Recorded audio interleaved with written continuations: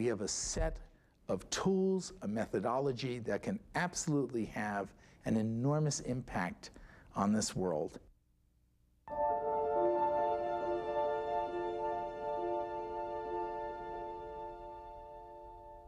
I would love to see if it is possible, just possible, to tap human potential on a massive scale.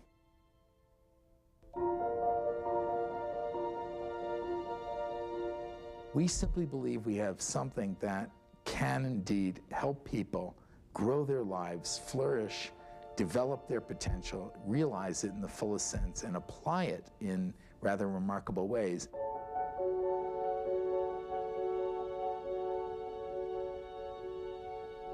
You start with a simple question. What's the most important thing in your life? How would you like to take those passions and improve your life, or maybe even improve the world? They make a discovery, they make a personal breakthrough. That is the first awakening, the first aha. You begin to see that it can have an impact. They're happier, they're healthier, they're more inspired. They have all these different tools to give form to their thoughts. It spans that whole spectrum of age and race and culture and gender. It's almost like a global common language. When you take and nurture that kind of inspired vision, you have the kind of world that I think all of us want to live in and grow in and flourish in. That is power that can unleash and form the kind of global society we're trying to dream of and live in and aspire to create. We absolutely can have a revolution happen in communication. You don't have to be and act like a genius to think like one. If you think and you create and you perform at your highest level, then you're thinking like a genius.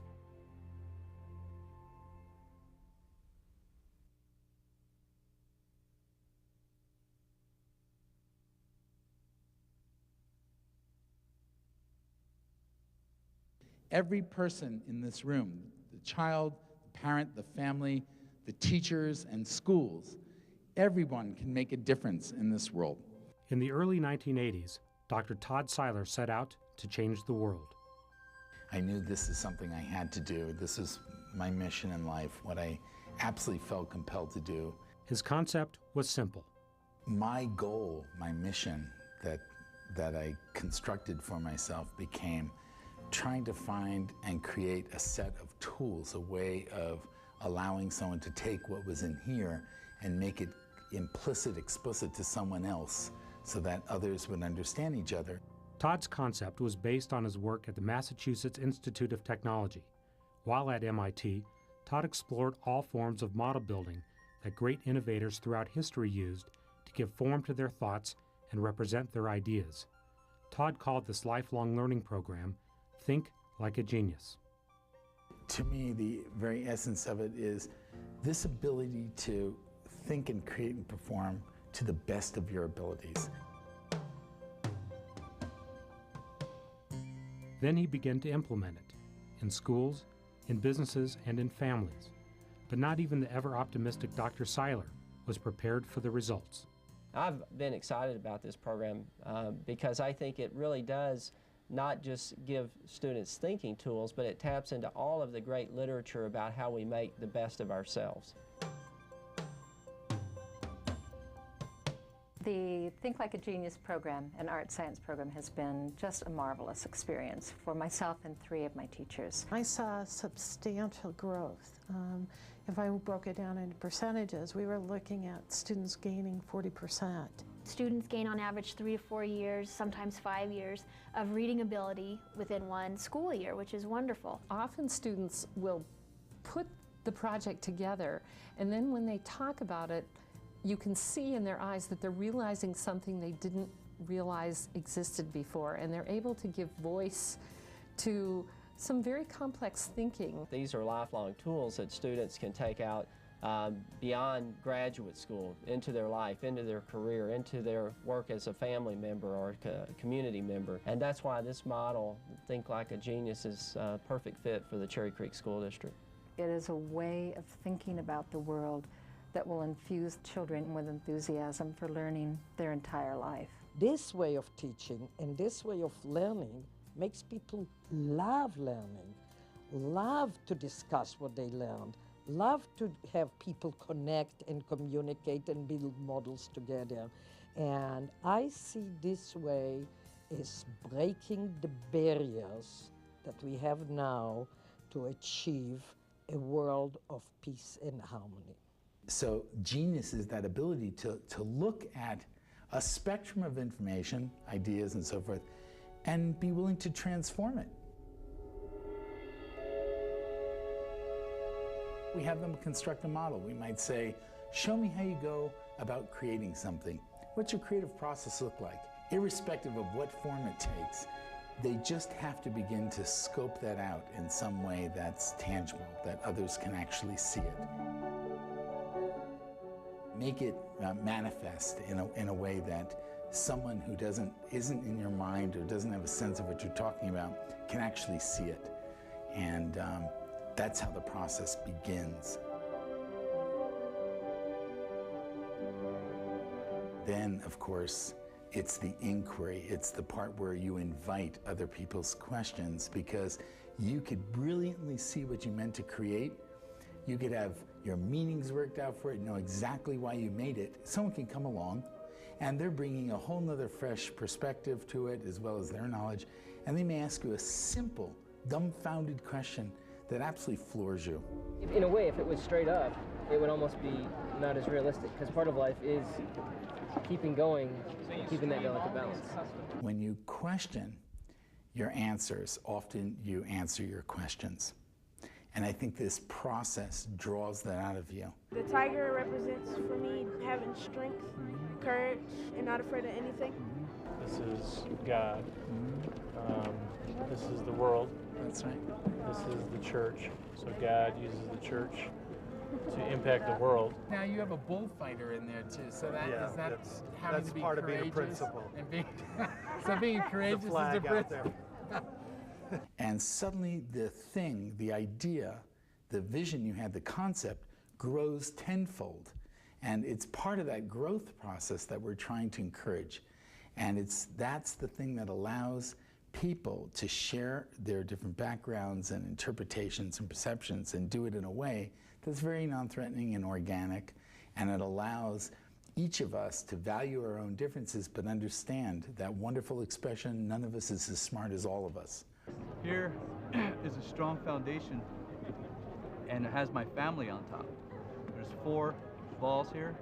Also shows the 4 directions of the Navajo Reservation, where I'm from, and it's yellow because it symbolizes corn pollen, which is used in many Navajo ceremonies.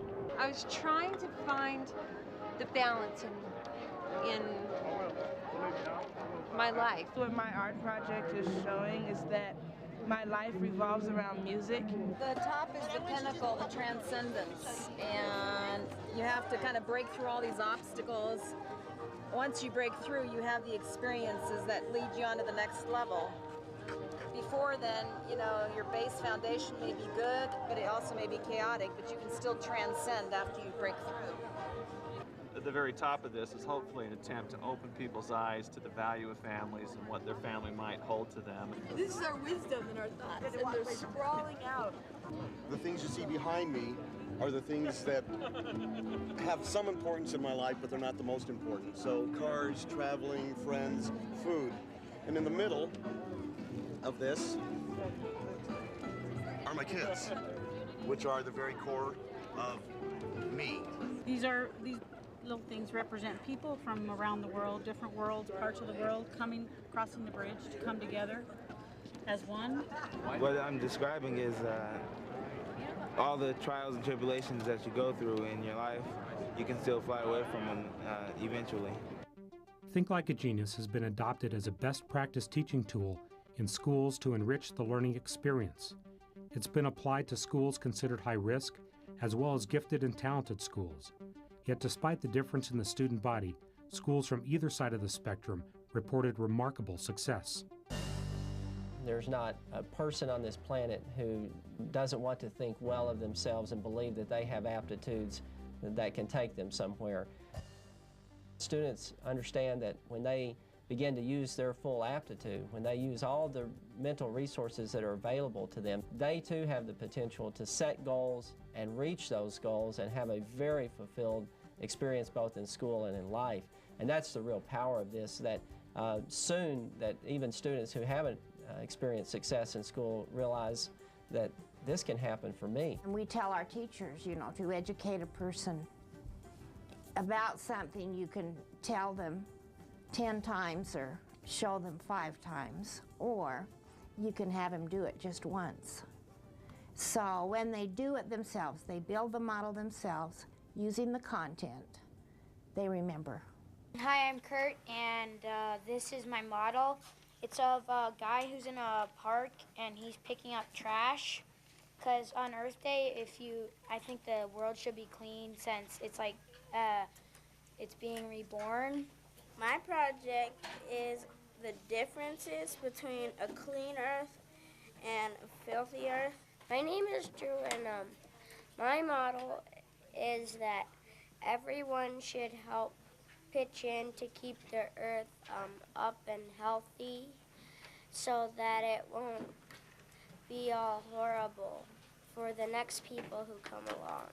It's not arts and crafts by any means, but in the construction, the mess of materials that you could use to make your ideas become real, a structure, a model, a something becomes real in the mind of that child. They get to internalize a question that's, you know, pretty high level, and they get to think about it, and then they get to create something with their hands. So they're learning with all the different learning styles, and they get to build something. And I think that by doing this, they'll remember this much more than writing a report about what Earth Day means to them, which is what they were working on today. One thing that I would do on Earth Day is to make clear water. And I decided to do this project because whenever I go to lakes and everything, the water is kind of dirty with trash and everything. So that's the reason why I made this model. The children open up their natural sense of learning, what they already know, what they're born knowing. They open that up, feel empowered by it, take ownership with it, and also become more creative. You have different students doing different things. That's just the dynamics of education. Some kids just dive in. Some become very abstract. Some people are more concrete. And that's what makes it a beautiful method to use in education. If we deliver this type of mathematic instruction to students or link art to science and so forth, the linkages are made where students can visualize concepts and then make them their own. They can construct that knowledge in a fashion that sticks into their head and then be able to apply it in new situations. This is a plant cell, and this was just another interesting way to look at it. For instance, the cell wall, it's outside, it lets materials in and out. She chose the border of the United States, and she said, well, immigrants can come into our country, we can go out of our country. That was a perfect example. I mean, this makes me happy to grade. I mean, this is so interesting versus everybody does the same plant model, they all look the same, and there's no learning. She used the heart for cytoplasm because she said the family is held together by love, and that works.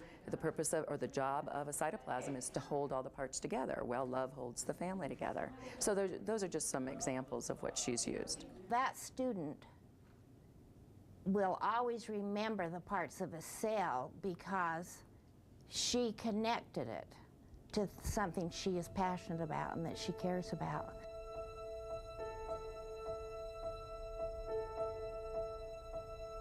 Perhaps more important than the conceptual connections the program makes for students to understand various curriculum are the unintended personal benefits students, teachers, and parents derive from the process. I use the process for a lot of different things. I use it to teach everything from reading rules and spelling rules to reading comprehension of the chapters. Heather Creech of Cherry Creek High School in Englewood, Colorado, has used the Think Like a Genius program for several years.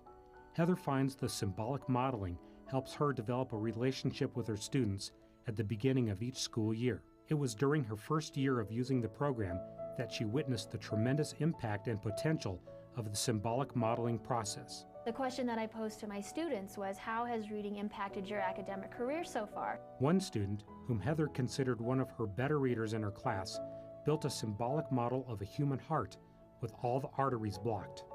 He said to me, reading is like a heart with a clogged artery. Another student built his model to resemble a board game. When you began his game, the very first thing you saw was a stop sign. So in other words, as soon as he got started, he was finished. He had to stop because reading was so difficult for him. There was no way he could even get started. I think that was the first time anyone had really said, but how do you feel about it? Instead of saying you can't read, someone was saying, how do you feel about it? And they were able to express deep inside, this is how I feel about reading. They were able to communicate their message, and someone received it and understood exactly what was going on. And so if they're trying to explain something that is very difficult to put into words because of skill level or because of the concept itself, that's a way of making it concrete for them. That's a way for them to show, you know, a teacher, a student, a community, this is what I'm talking about. I left my classroom crying. Teacher Marty Steckley, also of Cherry Creek High School, gave her students the assignment to build a model that would reflect themselves as heroes. One student, who came from a broken home, presented a model that Steckley would never forget. He built a model that was a mountain scene, and then he was flying above it. And he said that's why he'd always wanted to be a pilot, is the fact that he could soar above all the problems of his family. And when he was able to do that, he felt release. Well, his communication lines with his parents have opened up tremendously. There's no doubt in my mind that it relates to this process. As refreshing as the creative process is, there's something even more energizing and more inspiring about the process, and that is it enables you to trust in a unique way. Somehow, whether you're a child or an adult, you trust that somebody will understand what you mean by by the construction or what you had in mind. Trust that the person they're telling the story to will have enough sense to understand what it is they're getting at. Trying to get to the curriculum, you know, teaching things and trying to get to that curriculum and all of those strategies, it was hard to because the students weren't willing to try it. They weren't willing to say, yes, I will read that aloud, or yes, I will do that exercise for you, and I don't care how people are going to look at me or how they're going to perceive me. Then after the modeling, that class that did the modeling, we didn't have to worry about that. All of the baggage was gone. We had taken care of that in the first week. It's not only the model building. It tends to be the advanced thinking skills that come along with it. How you take it and develop creativity, how you take it and develop evaluation and analysis skills with the students.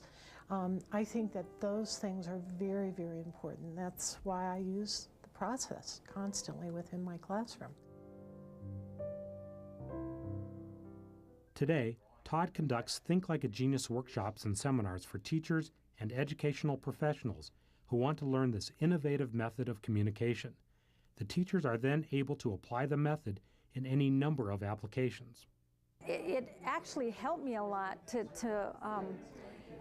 visualize a way to help the kids understand how important it is picking the right college, because I wanted them to think about their personality and how their personality is going to fit in at a university or college of their choice. And the art science activity gave me the perfect way to do it. It's making connections. It's kids coming up with ideas that's going to connect the new science context. Sometimes it's very abstract. So to take that content and then to connect it personally to something they know. What's exciting is everybody comes up with something different. So when they present, I have like half the kids present at a time than the other half. They see all the different avenues and all the different kinds of connections you can make between science content and something in your life. It can be used in math and science, everything, elective classes, music. I've got a music example here. But I think the more it's used, the better. It helps kids to make connections between one subject and another. Kids that are struggling with writing or reading, for example, might be more successful